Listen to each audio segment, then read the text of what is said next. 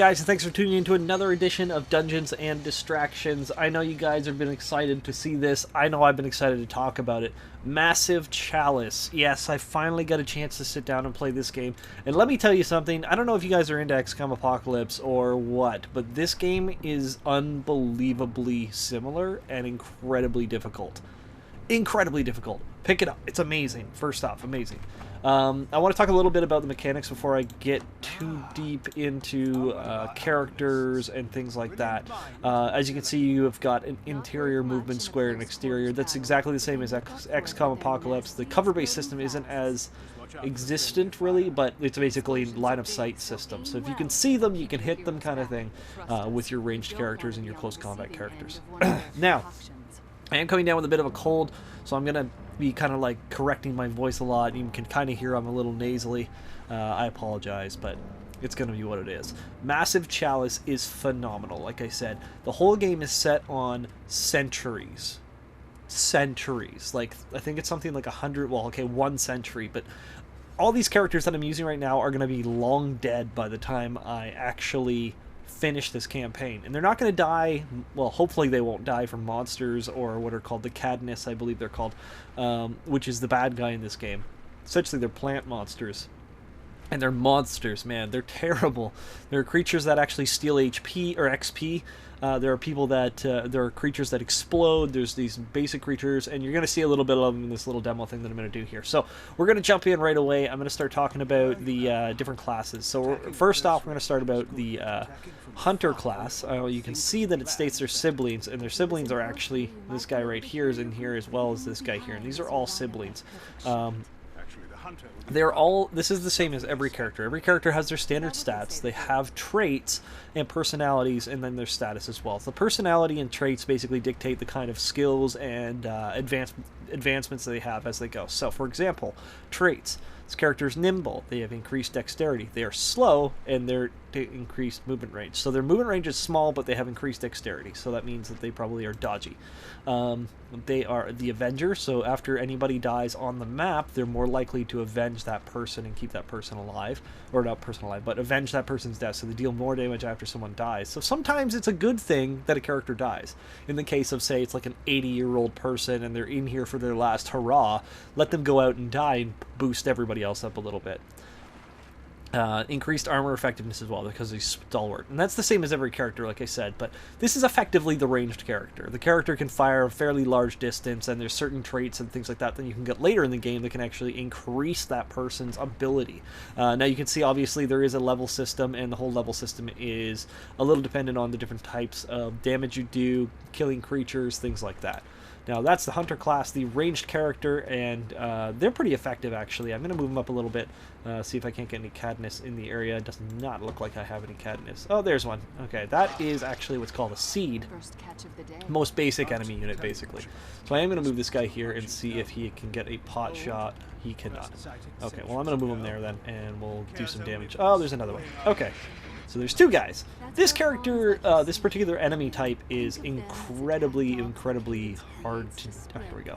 Alright, so I can hit him with this guy. I'm going to see if I can't do that. So this guy's got 11 HP. I'm going to do a 65% chance, and boom! I killed it in 1 shot. Now, you can see the damage output on the characters. Early game is significant. Obviously, they do some serious damage sometimes, too. So, now... what's called the Saber Jack, or Saber Jack. I think it's a Saber Jack.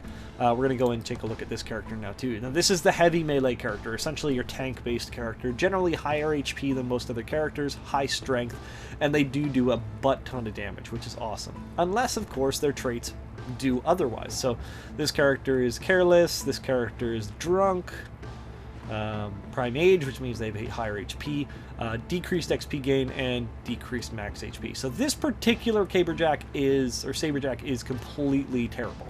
But that may not be a bad thing to put them in as, say, a teacher or someone that's going to encourage your units to upgrade or speed up your building, which is all later on after I do all this crazy stuff. Basically, this character can also use to reproduce and things like that as well. So you can see that because this character's drunk, it's almost like there's an S-bend to the way they walk. They're like, do-do-do-do-do, and we're going to see that in action here. Yep, I'm going to just walk like that because I'm a drunk.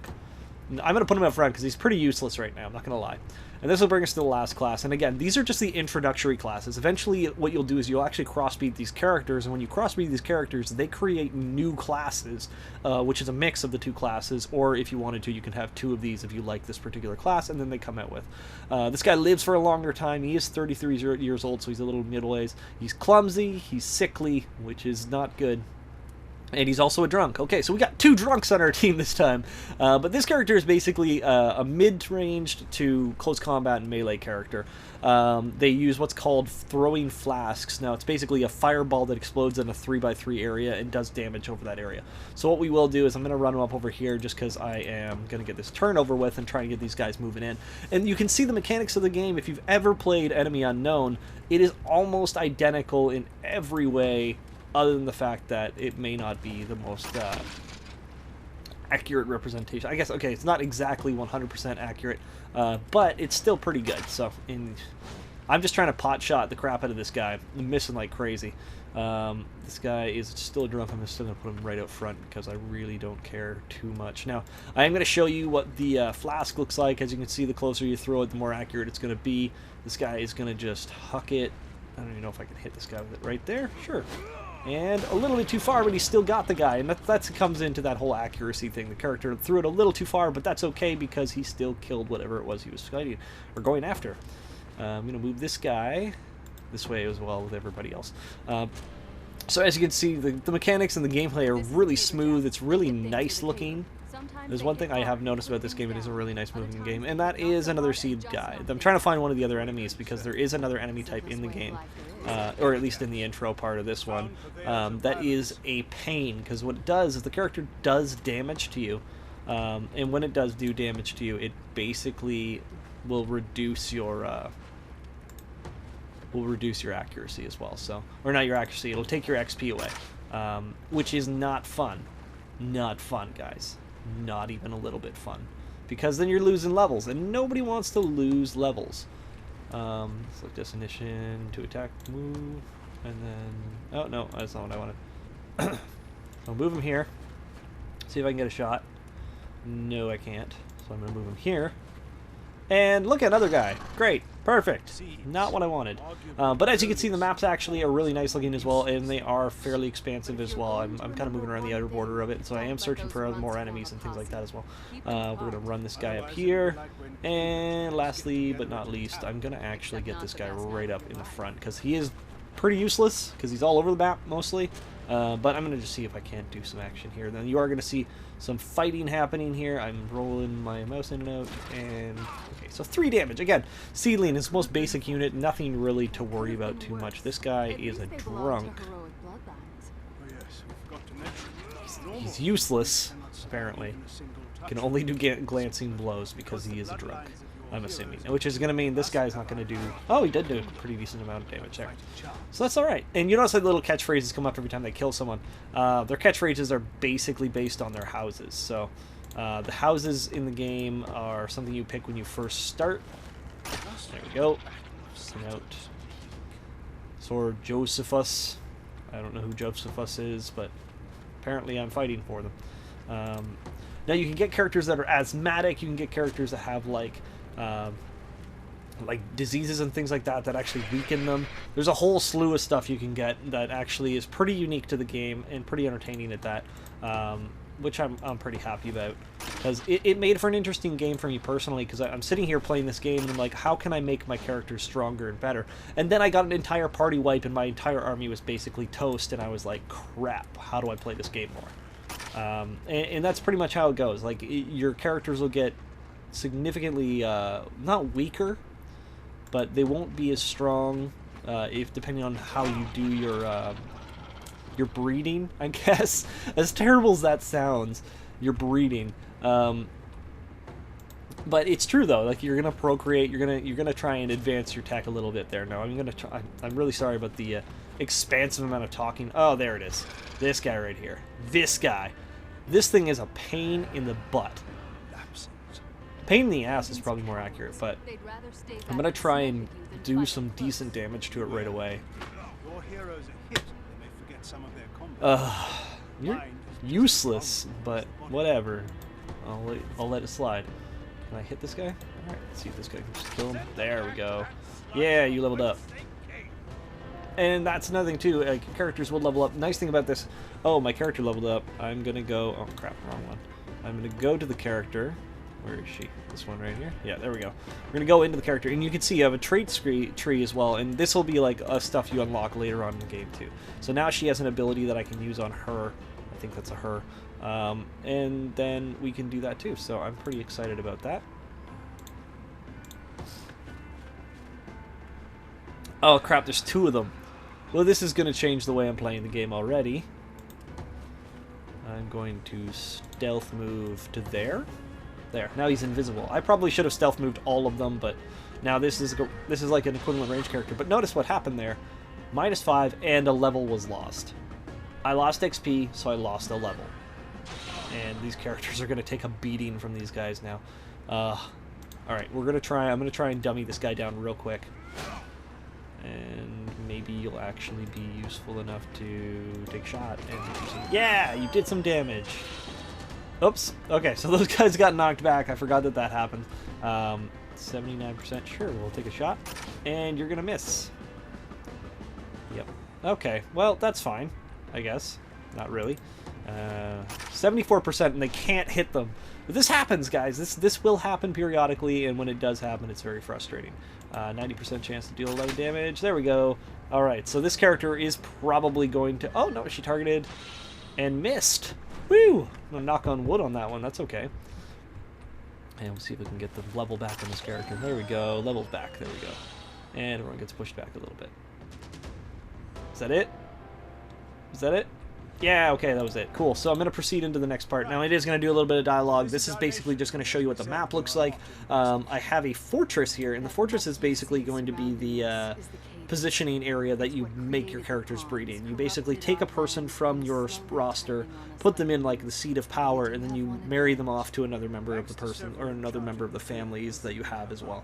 To do that is basically to combine classes, is to combine unique styles, traits, things like that. And as you procreate them and make them do their thing, they basically become stronger and stronger as you go. And as you can see, because it is a tile-based system, basically what will happen is your enemy will invade. They will deal damage into the system, and then of course they'll throw multiple things at you at once, like they did in Enemy Unknown, and make you basically have to make a decision, and then you'll have to try and balance that out. I imagine by the end of the game you're probably so overwhelmed there's not a hell of a lot you can do. So I'm going to show you what to do in the fortresses. As you can see, we've got a couple people in here, and our average fertility, but I don't want this. I want high fertility characters. Now this character is 23 years old, and she is very fertile, so I'm going to pop her in there because she is very fertile. That's the only reason I'm doing that right now, just so we're clear. And this guy here, he is bountiful. He has an increased chance to have children, which is good. He has increased strength, and he's increased resistance. So this guy actually is incredibly useful for fertility. I'm going to pop him in there as well. Now, that's going to force these two to be married. Not my choice, just kind of something that happens. And now the Chalice is going to ask us to go in here. So this is our main citadel, is where we do all of our research and stuff like that. That's the Chalice. It has two voices. It has a lady voice and a man voice. So it proves that no one of two worlds can be overbearing. Okay. So the Chalice is going to do its thing. It's going to talk and pour water endlessly, which is really just going to make me want to go to the bathroom. I have noticed that, though, as you play this more and you get a little bit more into the research tree and things like that, you will have to go to the bathroom more often, mostly just because of the pouring water. So anyway, we're going to go back to research. You can see that there's weapons, there's armor, there's items, there's heroes, all kinds of stuff. And then basically all this stuff will unlock a little later in the game, too. You can recruit new heroes, you can recruit babies. When you recruit a baby, that basically is just to plan ahead. So you're going to recruit a baby, and it's going to get from a random house, and it's going to be a random class. The advantage to doing that is you can diversify your roster. There's also, as you can see, there's items and things like that that you can learn how to get, you can purchase later. The weapons, I don't currently have any. Armor you unlock very quickly as you kill more and more monsters. And then, of course, we go to the buildings, and this is where I'm going to start talking about the buildings here. So the keeps, like I said, are your general buildings here. Powerful bloodlines, though, to keep, you know, marrying off heroes to others. So basically what you saw me do. So the cost of keeps increases with everyone. That's the same with all buildings, and that basically means the cost of keeps 7 years. I told you the deadline, or the timeline in this game is based over hundreds of years. 7 years to build one of these. 12 years to build a Sage Rights Guild. Now, Sage Rights Guild is really good. It's where I would send most of my useless people that are high intelligence, or people that are basically really old and have experience. You can put them in here, and basically they live out their dying years in this place, and this place basically just increases the amount of time decreases the amount of time it takes to build things or research things. They're basically focused on research. And then, of course, the Crucible. A really neat thing about the Crucible is it'll boost the experience of all your trainees. Now, depending on the person you put in there, the person that's put in there will actually have all the traits and all these bonuses and all this really extra rounded XP that you can get. And basically, you can have all these really unique styles put into characters that may not normally have them. So you have your breeding that does stuff like that, and then on top of that, this training will happen as well. And this training happens over the first 15 years of the character being born and up to age. So age is 15 years. So in the time that it'd take us to build this, we could have an entire roster of new troops, which does happen. Not a bad thing. Now, I am going to build a keep first because I want more than one person procreating. And to do this, I'm going to show you some other stuff too. So, all alchemists have intelligence boosts, all local fertility, or local keep fertility boosts, things like that. So there's a couple areas that you can kind of jump into that give you boosts to your stuff. Very useful stuff. And again, they're all the outer rim places, so they're the first places to go. So you want to grab something really early. And first off, XP bonuses are always good. That, or you can go with the fertility boost. Now, the fertility boosts are very useful. Now, I am going to show you right up here. You can see day 1, day years is 300 years of the fully charged Crucible, and you can fire it off. It probably does some crazy shit. I'm pretty excited. I have never gotten past that far. I played it for like 4 hours straight, got my ass kicked, got angry, gave up, and then I'll probably start a new game after I'm done demoing this and just maybe do a run through.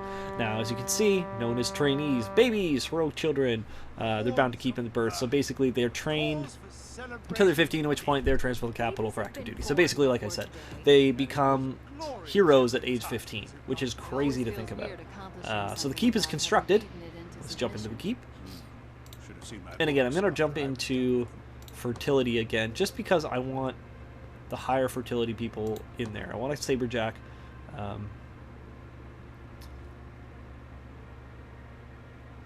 Okay. This guy is a no-go. This guy's a Hawkeye. Okay, this is an incredible trait, by the way. Hawkeye is amazing. Strong-willed Queenmaker, increased chance of having daughters. I will put that person in there. And now we'll have to grab another character here. So, chance for super high chance for Brainy. Increased max HP, decreased XP gain. So, slower XP gain, which is fine. Reduced flincher. So basically this character is probably more meant for, which is odd because this is a melee based character. I like those first traits, so I'm actually going to put that in there as well. Now these two are going to do their thing, which is procreate. We're going to have all this crazy fun stuff happen, then we're going to have to get ourselves a... So I'm going to build a Sage Rights... Actually, I'm going to build a Crucible first. Crucibles are very critical in my opinion. And there is one for the Crucible, if I'm not mistaken. Dexterity boost, Saber Jacks... Is there not one for Crucible? Am I wrong? Did this game make me a liar? Alright, so this game made me later. Let's go strength for the Saber Jacks. We'll make that sure that stuff happens. And basically, as it progresses, the game moves on like this. You get stronger characters, you have babies, you have buildings, you have units, and then this kind of stuff happens, which again is a territory tap. I'm not going to go back into this because it's going to just wash, rinse, repeat. As you do the battles, basically what happens is this orange goop works its way further in on the areas. It basically looks like it takes 2 turns for it to completely corrupt the lands, and that's pretty much it. So that's my review of Massive Chalice. I've been sitting here talking for like 20 minutes straight. My mouth is getting sore. But yeah, guys, check it out. It's really awesome. I'll link in the description below the actual website. You can check out the developers, maybe give them a thumbs up and everything. It is still early access, which I usually stay away from, but this game looked like a lot of fun. So I picked it up. It was a lot of fun. It still is a lot of fun. I've got to get a little deeper into it, I'm not going to lie. I might even do a couple more episodes of it. Just here and there, action shots, you know, things I can brag about. Probably just compilations of me just cursing and swearing at the game. I do that a lot. But like I said, you saw the gameplay mixtures, you saw all the little extras that they put in there. There's probably extra stuff that I haven't even taken into consideration yet. But like I said, guys, that's it for me. Thanks always, as always. Words are hard, by the way. Thank you for watching. Don't forget to like and subscribe the video. If you want to see more stuff, comment down in the section below. And yeah, I'm always motion my fingers. You can't see it. I might start putting video in just so you can see me motion my fingers. Although I'm a hideous human being, so I really don't want to do that. That being said, though, guys, thanks again. I love y'all. Thanks for watching. Check out my Facebook page. It's in the link in the description below, along with a whole bunch of other links. And as always, don't forget, every dungeon has its distraction.